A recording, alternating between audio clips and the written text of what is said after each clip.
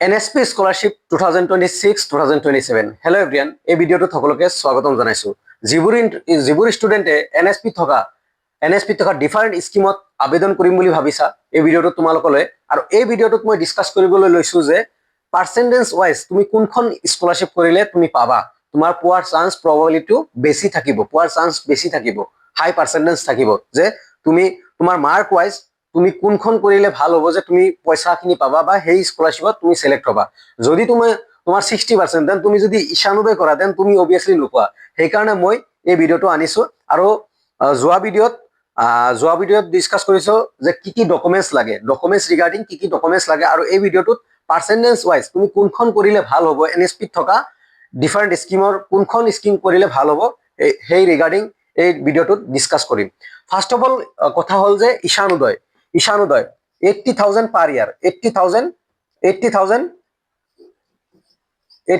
per year তোমালোকে ঈশানোদয়ত কিমান পোৱা 80,000 per year সো দেখা গৈছে যে যিবোৰ ষ্টুডেন্টৰ 80 ৰ আশে-পাশে থাকে সেইবোৰ ষ্টুডেন্টৰ মানে ঈশানোদয়ত সিলেকশন হয় আৰু ঈশানোদয়ত কিমান সিলেকশন হয় 10,000 ষ্টুডেন্টৰ সিলেকশন হয় সো মই প্ৰিফাৰ কৰিম এটো মোৰ প্ৰিফাৰেন্স বা মোৰ সাজেশন যদি তোমাৰ 80 প্লাস আছে এইচএছত যদি তোমাৰ 80 প্লাস আছে দেন তুমি 80% প্লাস আছে দেন তুমি ঈশানোদয়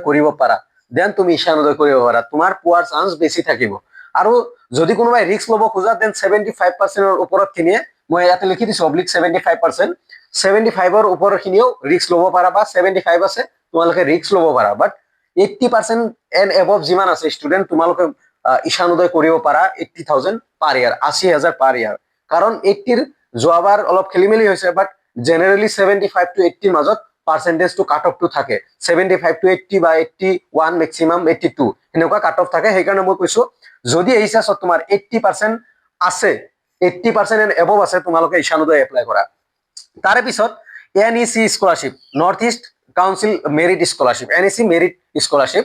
তোমাৰ ইয়াৰ বাবে মিনিমাম পাৰ্সেন্টেজ 60 লাগে বাট ইয়াৰ বাবে কিছুমান ইয়াতে কিমান ষ্টুডেন্ট সিলেকশন হয় ঈশানোদয়ত 10,000 student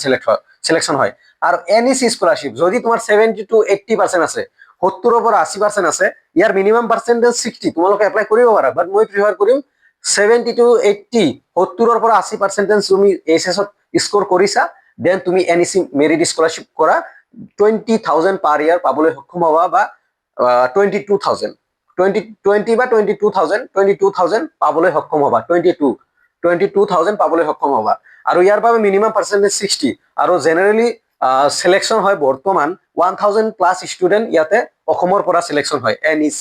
NEC scholarship north eastern council merit scholarship 1,000 plus student selection হয় ইতিমধ্যে ইয়াৰ পইচাও ৰিলিজ হৈ গৈছে যোৱা বছৰৰ সো যদি 2026ত এপ্লাই কৰিব লাগে তোমাৰ 70 ৰ পৰা 80% আছে দেন তুমি NEC কৰিব পাৰা 22,000 টকা বা 20,000 টকা পাৰ ইয়াৰ পাবা তাৰ পিছত যিখিনি ষ্টুডেন্ট বিলো 70% আছে বিলো 70% আছে তুমি বিলো 70% বিলো 70 তুমি OBC SC ST post matric OBC SC ST জেনাৰেলৰ কাৰণে মাইনৰিটি স্কলাৰশ্বিপ খতম হৈ গৈছে এতিয়া নিদিয়া minority scholarship post matric OBC SC ST scholarship কৰিব পাৰা বিলো 70% আছে যদি 70% ৰ তলত আছে যদি তোমালোকে OBC SC ST কৰিব পাৰা আৰু যদি 70% ৰ তলত 60% ৰ ওপৰত NEC কৰিব পাৰা কিন্তু 70% ৰ তলত ঈশানোদয় কৰিলে তুমি 100% নোপোৱা একদম 100% 70% আছে তুমি ঈশানোদয় কৰিলা ইম্পসিবল নোপোৱা একদম খাটাং কথা কাৰণ তোমালোকৰ সিনিয়ৰ আছে তোমালোকৰ সিনিয়ৰক খুদিব পাৰা তোমালোকৰ কলেজৰ সিনিয়ৰ বা কোনোবা চিনাকি হেনেকুৱা আছে যে ভাল পঢ়াত সিহঁতে স্কলাৰশ্বিপ আবেদন কৰে সো সিহঁতক খুদিব পাৰা 70 তলত কাট অফ বৰ্তমান দিনত ঈশানোদয় নাহে বা NEC ৰ নাহে ওকে NEC ৰ মিনিমাম পাৰ্সেন্টেজ 60 লাগে দেই ক্লিয়াৰ কৰি দিছো NEC ৰ মিনিমাম পাৰ্সেন্ট 60 সো এখিনি মেইন টপিক আৰু ফিজিক্যালি হ্যান্ডিক্যাপ যদি কোনোবাই আছে ফিজিক্যালি চ্যালেঞ্জ সৰি হ্যান্ডিক্যাপ নহয় ক্ষমা কৰিব ফিজিক্যালি চ্যালেঞ্জ মই চ্যালেঞ্জ বুলি কম ফিজিক্যালি চ্যালেঞ্জ যদি আছে কোনোবাই দেন তুমি ঈশানোদয় কৰিব পাৰা NEC কৰিব পাৰা আৰু ফিজিক্যালি চ্যালেঞ্জ ষ্টুডেন্টৰ বাবে সিহঁতৰ এক্সট্ৰা এটা স্কলাৰশ্বিপ আছে ওকে হেইটো NSP ৰ আন্ডাৰতে হেইটো কৰিব পাৰা হেইটো তো ভালে মানে এমাউন্ট এটা দিয়ে ফিজিক্যালি চ্যালেঞ্জ যিসকল আছে সো হিসকলে ফিজিক্যালি চ্যালেঞ্জৰ যিটো স্কিম আছে ফিজিক্যালি ডিসেবিলিটিজ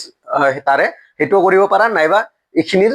মানে যিকোনো এটা কৰিব পাৰা সো ঈশানোদয় মই এগেইন কৈছো ঈশানোদয় যদি কৰিব মন আছে দেন 80 এণ্ড এবভ যদি পাৰ্চেন্টেজ আছে তুমি কৰা যিমান 80% প্লাছ আছে সবেই কৰা ৰিস্ক লোৱা কবা যে 80 অনত পাম নে নাই এইটো পিছৰ কথা বাট তুমি তো এটলিষ্ট এপ্লাই কৰা 80% এণ্ড এবভ যদি আছে এপ্লাই কৰা আৰু যদি ৰিস্ক ল'ব মন আছে দেন 75 ওপৰত যিখিনি আছে এপ্লাই কৰিব পাৰা NEC scholarship 70 to 80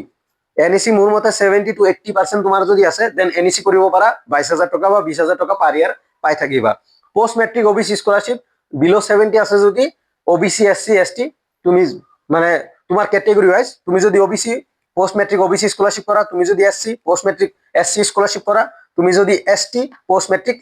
ST scholarship apply করা আৰু তুমি যে ফিজিক্যালি হ্যান্ডিক্যাপ যিবোৰ ষ্টুডেন্ট সো সিহঁতে ঈশানোদয় কৰিব পাৰা এনইসিও কৰিব পাৰা বা ফিজিক্যালি ডিসেবিলিটিছৰ এটা স্কিম আছে সেইটোও কৰিব পাৰা সো এইখিনি আছিল